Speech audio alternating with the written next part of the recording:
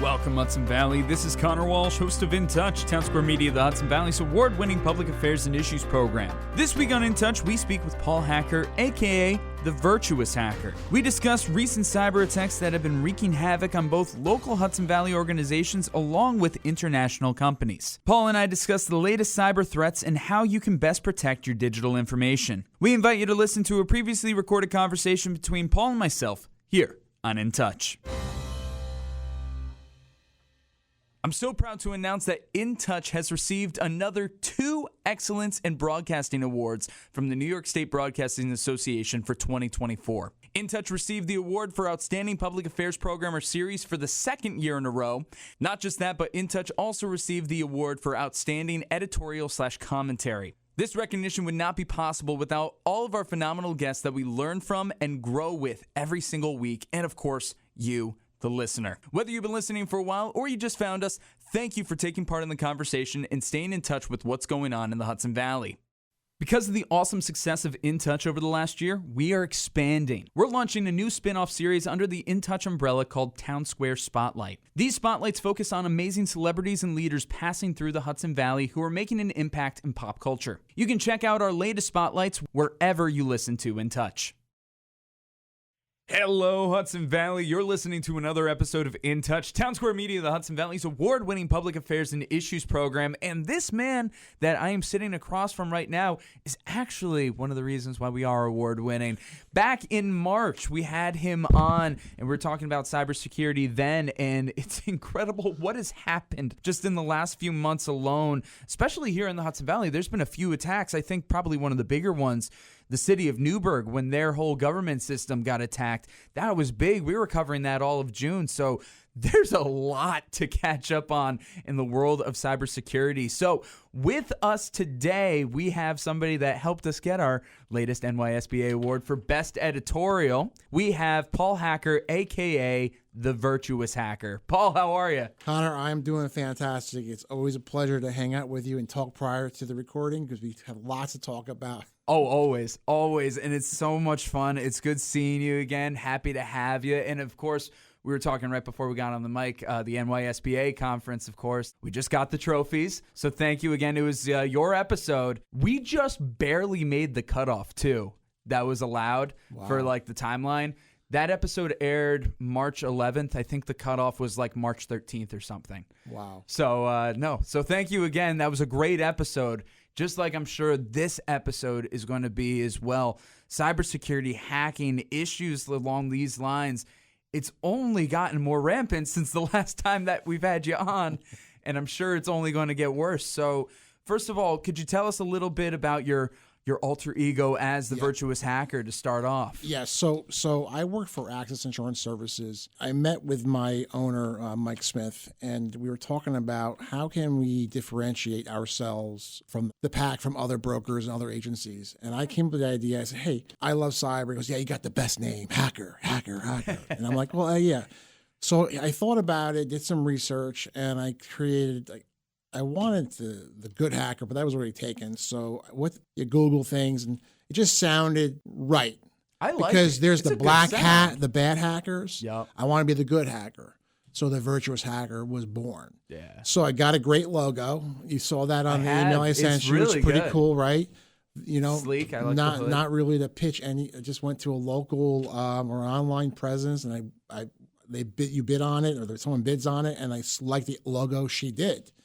So it's blue, it's soft, it's not bad. That was months ago. And from there, I just have been, as you know, since we last had our episode, there are a lot of local hacks that keep on happening. There's regional hacks, and there's national hacks, and there's global hacks. Yeah. And we can go in more detail why that is and why it's occurring and why it's so important here locally, and because I live in this area, why every employer, whether you're a small, mid-size, or large, you really have to secure your enterprise. And I will talk about how you can do that. I'll give you some pointers. And again, at the end of the show, I'll give my information. If anyone has a question, not going to sell you anything, I'm not going to pitch anything, I will answer your questions and help you and steer you in the right direction. Honestly, I wish this was like a call-in kind of show because I feel like a lot of people would benefit from it. I am listening. Yes. Thing is though, I not just the fact that you've been on In Touch before, but you listen pretty regularly, so you know the format, you know how this all goes. It's great. But that would be good to have like some kind of call-in feature. That would be fun. But yeah, I'm also glad that you mentioned, as you said, like regionally, nationally. I don't know if it was necessarily a real cyber attack, but over the summer, again, the whole Microsoft issue too. It was like that was a crazy thing that kicked out so many people, like airlines, businesses, hospitals, all that. That's scary. Whether that was like an actual attack or just simply a technical issue. Right. The fact that happened is terrifying. So let's kind of like set the stage a little bit here. As we talked about a little bit last time, I want to dive into it now, like pre-pandemic, during the pandemic, and kind of like leading into where we are now. It's only grown, right? Yeah. Could you kind of set the stage for us? Sure. Just a great question too. Prior to COVID, the InsurTech movement came about. InsurTech means that insurance companies use technology. So on the cyber side, there are 3 carriers that came out, actually 4. The first one was Coalition Cyber. Second one was At Bay Cyber. Third was Corvus Cyber. And the fourth one is Cowbell Cyber. So what they did prior to COVID is they wanted membership. So they had 4 or 5 basic questions, and a lot of brokers here sold that stuff, or they go through a wholesaler on that. So they asked, well, your name of your company, your website, your revenue, what services you perform, actually 5 questions, and how many records do you have? There are 2 types of records, PII, personal identifiable information, which would be a credit card number or a bank number. And then there is PHI, personal health information, and that's a lot more involved. Obviously, diagnosis codes, who your doctor is, what medications you're on, et cetera, et cetera. So to get a quote, it was online, was pretty easy. You put that information, and they were giving away the store. When I say giving away the store, they were given anywhere from $1 to $5 million limits annually, a full coverage for first party and third party. First party means that, hey, I had a problem with my system here, went down. You file a claim, you get paid for it. Then the third party is you lost the data, someone stole the data. So third party is if something happened to someone else because of your inability to secure that privacy and network security information, then they can sue you, and that coverage will cover that stuff. A whole bunch of other stuff, and I won't go into all the detail. The vernacular gets kind of weird, but it's pretty basic on what the coverage is. So then what happened? COVID hits. There is no security at home. I don't think a lot of employers had the bandwidth. So people were accessing the network with no VPN, virtual private network. They had their kids streaming whatever they were streaming and playing video games. They were taxing. So if I was a hacker or a cyber criminal, I sat back and was like, this is like shooting fish in a barrel. And they looked at all types of risks. They took a lot of data. And they actually used that data to do phishing campaigns. And social engineering means that they created a logo from, Microsoft 365 or the Bank of America or whatever. And you get an email and it looks legitimate. And we're working 150 miles an hour, not reading anything. Oh, I'm expecting this email from my bank to wire money. I'm expecting this mortgage lending thing. So people were clicking on this stuff. And that's where malware was released on those documents. So then from there, the hackers got more information. And what do they do with the information? They sell it on the dark web. And the dark web is just, years and years ago, is something we created in our country to really have the government talk to one another without anyone seeing what was going on. So it was, you're anonymous, basically. No one could track it.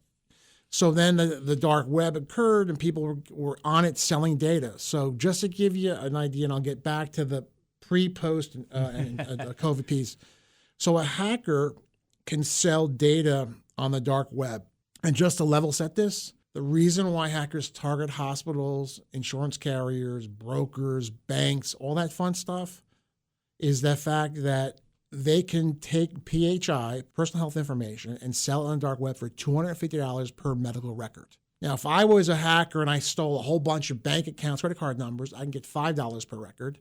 And if I had a whole bunch of Social Security numbers from CMS, I can sell $1 a record. So if I'm a business person and I'm doing my business plan for the year, Conor, where am I going to target? Where's my biggest bang for the buck? It sounds healthcare, like medical. Yeah. Medical, 250. So that is why Change Healthcare occurred. Optum, United Healthcare paying $22 million for a ransom. That is just a ransom. We're not talking about all the other costs. The cost for data breach coaches, $400 an hour. Forensic, $600 an hour. And these are massive time frames to get these things done. There's so many computers to look at and data, all that stuff. It takes years. So that's a huge one. So it's all healthcare. It's locally. Our hospital system here, right? That got hit. Yeah. City of Newburgh got hit. Yep. And they're getting hit because we're not securing the data. Now, I will put that to the side for a second. Let's go back to the COVID piece. So during COVID, these insurance carriers that gave away their store were these high limits, low dollar cost. Now we're like, wow, we're getting killed. We're getting killed with these ransomware claims. We're getting killed with these third-party claims. We're getting killed with this or that. So they're like, we got to change things. So we're gonna stop the bleed. We're gonna put our finger in the dike and say that's it. So that $1 million policy that was $1,500 is now with a $2,000 deductible. It's going to be now a $1 million limit with a $25,000 deductible. Now it's $10,000. How about a $5 million limit with a $5,000 deductible that was $5,000 is now $50,000. So we are in, as brokers, we're like, every carrier was like, we're not taking any more. This is how it's going to be.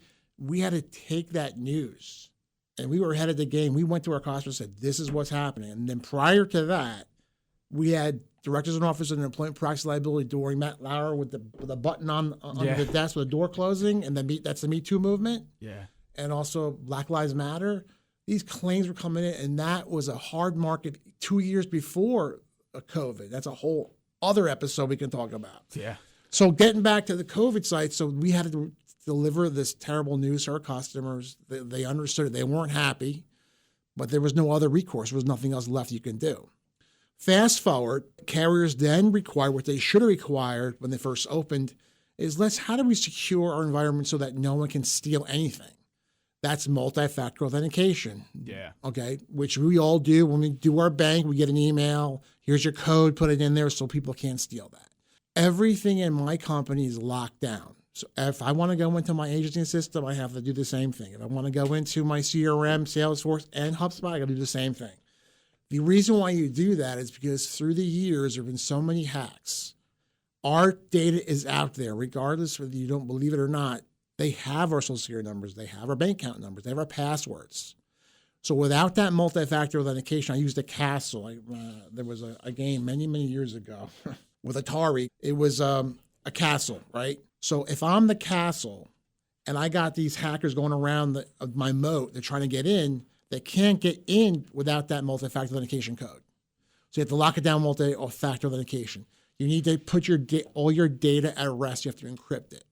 You have to, I'm just giving some pointers that you have to do. You need to train your employees to identify what is a potential phishing scam. I know you and your grandma have a code, before they, exactly. They get a call like, hey, Conor was drinking and he's in the Hooskow and we need $5,000. Well, what's the code? And you have that code. And they were like, what the hell are you talking about? You were frustrating the hacker. Yep. Yeah, Nope, you're frustrating the scammer. Also, the video game, was that Crystal Castles you're referring to? Atari? God, it was called Adventure. Oh, Adventure. Oh, okay. I'm dating myself. I'm an old guy. Different game.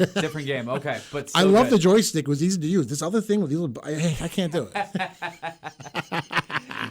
We could have a whole thing on video games. But yes, what you were saying though about having the codes, making sure that everything's locked down, employees, right. Training. Yep. So fast forward now, most employers are doing this, and because of that, the cyber premiums have leveled off. That's the good news right now. Yes. Let's fast forward to the bad news. What's going to happen? Ransomware is actually, the frequency has cut down, but the money demand has increased dramatically. Yep. I had a customer years ago, they got a ransomware of $25,000. But because their biggest client, Geico, was freaked out about that, they decided to cancel that contract. He went out of business. That was his largest account. Fast forward, the ransoms went. Then the average ransom was $1 million. Actually, the average ransom for a small and mid-sized company was $200,000 the last 2 years. Corvus Cyber did. Every company has their own data. Corvus said what they're seeing, and they're owned by Travelers now, by the way. They're seeing that $200,000 jump to $1.5 million is the average ransom now. Oh my God! For small and mid-sized companies. How quick of a jump was that? Just a matter of a year or two? I would say the past 2 years. Oh my God. So because hackers are very sophisticated, they have a lot of computer savvy people doing their thing. They're also taking their ransomware as a service, kind of like, okay, I'm a small guy, open up a shop. I want to now make money. Here's our solution. You do it yourself. So they're very, very strategic in what they're doing. So although the frequency has gone down, the demand's higher. So we're seeing demand. Well, Change Healthcare was 22 million. There was another ransomware, 75 million. These are larger companies. But just here in the Hudson Valley, do not be surprised if you do have a ransomware event. You're going to be between $1 and $1.5 million. That's the average ransom. That does not include everything else. So it is so important to talk to your broker, your insurance broker who does your property and casualty, workers' comp, your umbrella, maybe your employee benefits too, is really to talk to him or her and pick their brain. Typically, I would say 85 to 90% of the brokers use wholesalers. Cyber can get very confusing. It's a lot of moving parts. Property policy, commercial, a little bit easier to read, and you understand it as a broker. So a lot of brokers will go to a wholesaler for the cyber piece. But you really need in the next gen of the broker for cyber, if this is what you want to focus in on, you have to be a master of the cyber policy and also understand the security protocols you need to put in place in order to stay ahead of the hacker. So that's kind of where we are. Wow. I'll take a breath. No, you're all good. Take a sip and everything. No, but it's really incredible, fascinating, and scary to see like where things have come in this time period. I remember when we had our episode last time, I asked you, is like, can modern technology keep up with all of this? And your answer was no. The answer was like, we have to kind of see what happens and then kind of be a little reactionary at times. Mm-hmm. As you said, there's good news where it's going down, but you said that the demand is higher. But also talk about some of the things that are coming up with the future of cyber warfare, the future of these cyber attacks. Sure. One of the things we talked about last time, of course, was phishing. And you mentioned it already. People send you the email pretending you're somebody else. You get the link, and that's when the malware comes in. And it's like, okay, it's not too bad. It's like, as long as I don't open anything, as long as I stay away from all that, that's fine. But the way that AI is going, something you cued me in on that I'm terrified about now, fileless attacks? Mm-hmm. Yeah. How is this happening now? So fileless attack means there's no file. Yeah. Usually with phishing, there was a document that had the malware in it. What they're doing now is they're hiding the malware in a software update. Oh, wow. So if you do not have a tool called endpoint detection and response, and I used an octopus example before, the octopus is the hub. It's kind of your central location, your IT, right? Monitoring everything, whether you do it yourself or you subcontract out to an MSP, a managed service provider, right? Then the tentacles are your computer, Robin's computer, Boris's computer. If Nick has a computer now watching wrestling, his computer. So basically, if Nick's computer started, they noticed something was going on with it, with malware being released, they can truncate that tentacle off so that the whole network doesn't get infected. That saves a lot of money and time. And then they can use forensics and do their thing to find out where that came in. That's a fileless attack. Artificial intelligence has been around a long time. You use your cell phone and you're typing it. It thinks what the next word or two is going to be. Yeah, the autocorrect is an example that's of artificial intelligence. Yeah. Predictive modeling you use in medical, predictive modeling and algorithms, it's all artificial intelligence. The bad thing about artificial intelligence, there's the good and the bad, right? And the ugly. But the bad is if a hacker can automate artificial intelligence and do a lot of those mundane phishing things, right? Or phishing campaigns. One of the other bad things with artificial intelligence, I don't think it will happen here, but it happened globally. It's called deep fake. Oh, yes. So these are avatars that look like Conor and Paul, talk like Conor and Paul. So what happened in Japan, the deep fake took the CEO and also the CFO and told the accountant that they work with, we have a secret call. We're going to discuss a merger and acquisition. And it looked like that CEO and that CFO. Wow. And during that deep fake Teams call or whatever you want to call it, she was instructed to wire $29 million Jeez. to a fictitious account. Wow. That money went. Weeks go by. She has a meeting with the CEO and the CFO, and she said, followed up. So I know we really can't talk about it. So what happened with this merger acquisition? They go, what the hell are you talking about? So that's what happened. Now that is an extreme example of deepfake, but it's happening more and more. It's happening. I was actually just watching a video essay about these AI deepfakes. Of course, the way that they can be used in various things. And one of the things that I think is scary, not necessarily cybersecurity, but I feel like it could easily slip into there sometime soon. AI social media influencers, that there are accounts that are literally just bots, and like they'll post AI photos and it's an AI character, and most of the time now you can't even tell that it's AI. It's, you almost think it's a real person posting these things and becoming this real influencer, and then you're spending money on their Patreon or the ones that are doing it, the OnlyFans. There's like, but the thing is, it seriously, you're contributing to these campaigns, but here it is, just somebody who's constructing this image. How easy that can be to turn that into exactly what you were just saying with that incident in Japan. Right. It's scary. And I was at a conference in Denver, and there was a session. This is a wonderful speaker. He's a oncology surgeon out of Massachusetts. And my mom, thank God, she went to Leahy Clinic in Boston. She had colon cancer and she survived. And Leahy saved her life. All right. So after the discussion, I went up to him, talked to him, and pitch him anything about cyber insurance. So I talked to him, and during his discussion, he talked about AI, the good things with AI and the bad things with AI. And he talked about cyber, what's happening in the healthcare industry as well.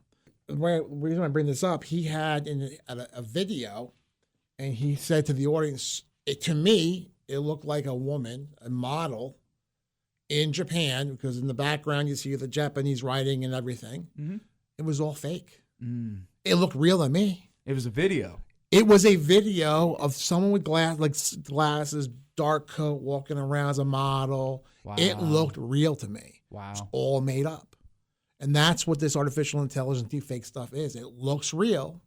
Like your email looks real on the phishing campaign. Now it's a whole different thing. So there are more.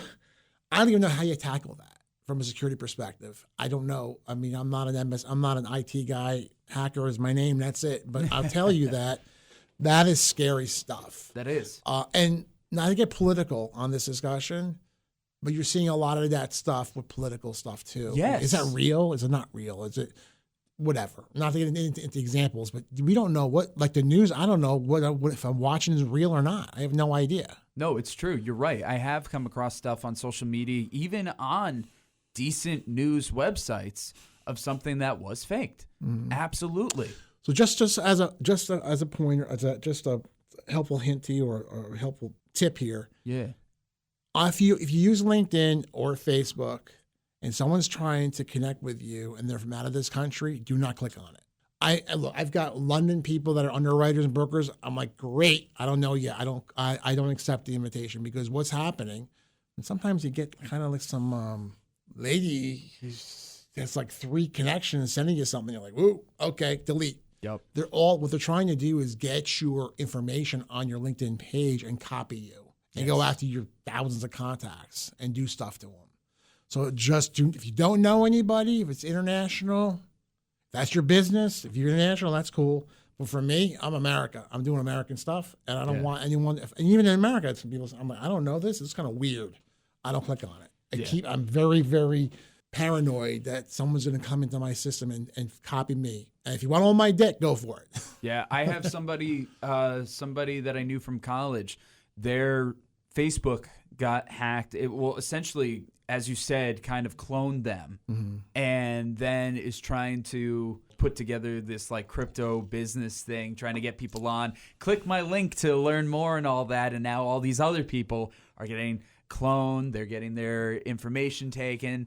It's dangerous. And then you also got to worry about something like Facebook too. A while ago, I think this is like 2 years for me, something like that. I had my Facebook account hacked. They were able to get my card that was on file and then use it for other things. So it was like, just because it's like, oh, it's just my Facebook account, whatever, let me change if you have anything linked to it, they have it all. They have it all then. Yeah. And I had to change so much. I think it took me months to kind of recover from that. Right. You know, it's interesting you bring that up with the bank, the Facebook and the bank card and everything. And I'm not sure if I use this example. So I have a bank, and my daughter, before she turned 18, was under me, which had her own account. So their system was monitoring my accounts, but her account, people were going in her account, taking stuff out of it.